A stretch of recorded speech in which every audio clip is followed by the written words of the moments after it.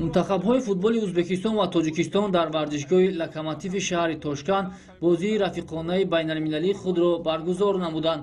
дар ин дидор миллипӯшони тоҷик баҳри задани гол аз ибтидо талош карданд, аммо аввалин шуда меҳмонон ба мақсади худ ноил гардиданд.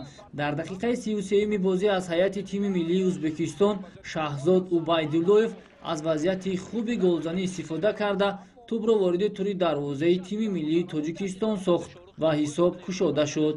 бо ҳамин як голи мизбонон пайки аввали дидори рафиқона ба анҷом расид.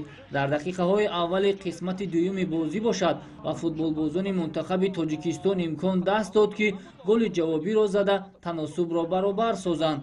муаллифи зарбаи ҳадафрас ҷониби дарвозаи соҳибони майдон Зоир Ҷурабоев гардид.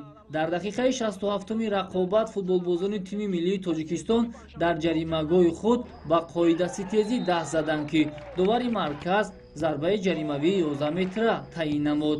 аз ин имконияти мусоиди голзанӣ капитани тими миллии Ӯзбекистон Мурод Холмаҳмадов самаранок истифода бурда тӯбро бори дуюм дар ин рақобат вориди тури дарвозаи Шоҳрух Қирғизбоев намуда ҳисобро 2-1 ба суди соҳибони майдон сохт. бо ҳамин натиҷа дидори рафиқонаи миллипӯшони ин ду ҳамсоя кишвар ба анҷом расид.